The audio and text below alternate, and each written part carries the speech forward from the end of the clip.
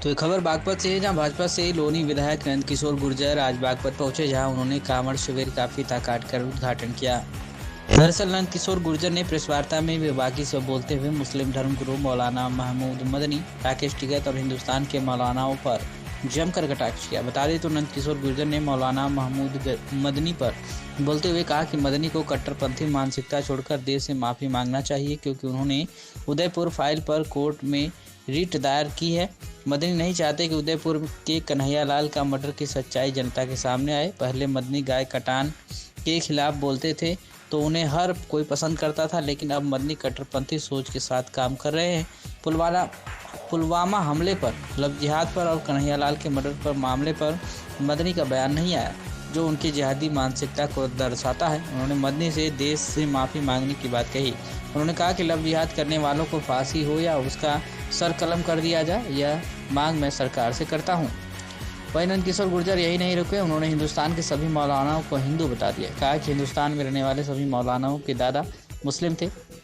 कभी कभी तो वो ऐसे भी कहता है कि उनके दादा मुस्लिम थे, लेकिन मुस्लिम कट्टरपंथी देशों से फंडिंग होने के कारण इन्हें सनातन का विरोध करना पड़ता है। लेकिन बहुत जल्दी इनके सबके सनातन धर्म में वापसी होने वाली है, क्योंकि जिस तरह से मेरे निर्देशन में लोनी में इस बार बकरे नुमा केक काटकर इको फ्रेंडली ईद मनाई गई है, इसी तरह से मुसलमानों में बड़ा बदलाव होने वाला है। कांवड़ पर टिप्पणी को लेकर उन्होंने टिकैत बंधुओं पर भी निशाना साधा। उन्होंने कहा कि टिकैत बंधुओं को हर मामले पर बोलने से बचना चाहिए। कांवड़ पर टिप्पणी के बाद वह अपने समाज की नज़रों में गिर गए हैं और अब कोई भी टिकैत बंधुओं को अपने पास बिठाने के लिए तैयार नहीं है। वहीं एक सवाल का जवाब देते हुए उन्होंने कहा कि सरकार अपना काम कर रही है, सरकार को टिकैत बंधुओं के सर्टिफिकेट की जरूरत नहीं है। क्या कुछ कहना है नंद किशोर गुर्जर, लोनी बीजेपी विधायक का, आप सुनिए। शिविर का उद्घाटन किया है, क्या कहोगे भोले के भक्तों के लिए? देखिए, भगवान भोलेनाथ के जो भक्त हैं वो अद्भुत हैं और ये कांवड़ यात्रा देश को जोड़ने की यात्रा है।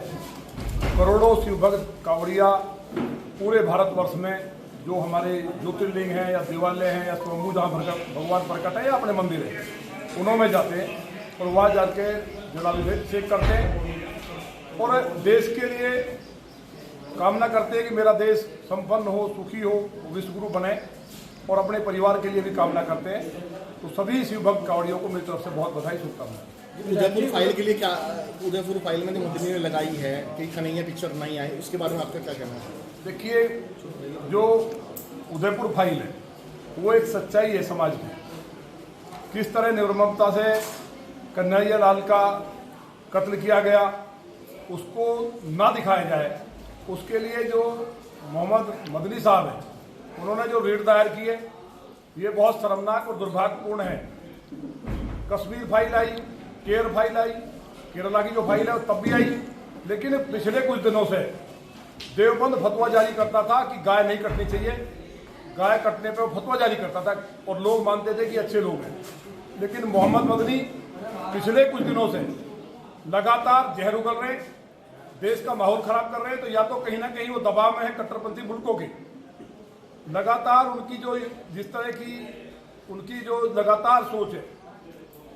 आप बताओ, पुलवामा में इतनी बड़ी घटना हुई, एक दिन बोले क्या? कन्हैया का जब मर्डर हुआ, जब निर्ममता से हत्या की गई, एक मुंह से निकला सब, जो आज वो फाइल पे जो रिट दायर करने गए तो ये लोग देश से माफी मांगे।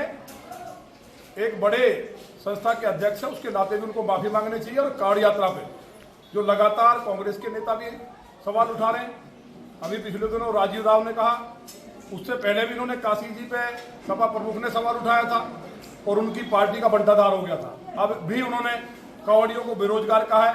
जब मैं इंजीनियर था और मेरी जॉब थी, मैं छुट्टी लेकर के कांवड़ लेने गया। व्यापारी, उद्योगपति, बिजनेसमैन सभी लोग कांवड़ लेने के लिए जाते हैं और भगवान से कामना करते हैं।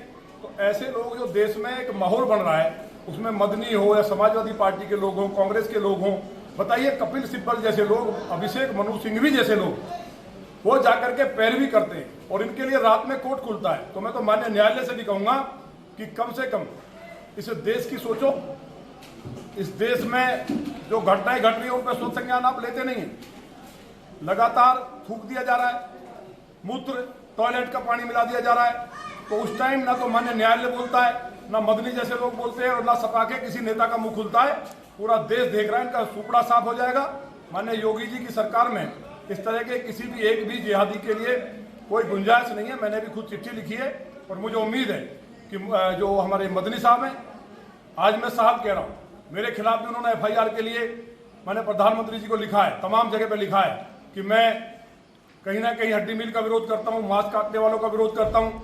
तो जिहादियों के पक्ष में आकर के मेरे खिलाफ लिखें, कोई बात नहीं, लेकिन वो ये सब करते करते देश के खिलाफ और जिहाद फैलाने के खिलाफ आ गए। जो लव जिहाद चल रहा है, बेटियों को काट दिया जा रहा है, एक दिन मदनी का मुंह नहीं खुलता है, एक दिन सपा के लिए वो लोग नहीं बोलते हैं। मुझे उम्मीद है कि ये फतवा जारी करेंगे और कांग्रेस के लोग और सपा के लोग माफी मांगेंगे देश से, और मदनी पूरे देश से माफी मांगेंगे कि मैं इस जिहादी मानसिकता से वापस आऊंगा और तमाम प्रकार के जिहाद पे फतवा जारी करूंगा।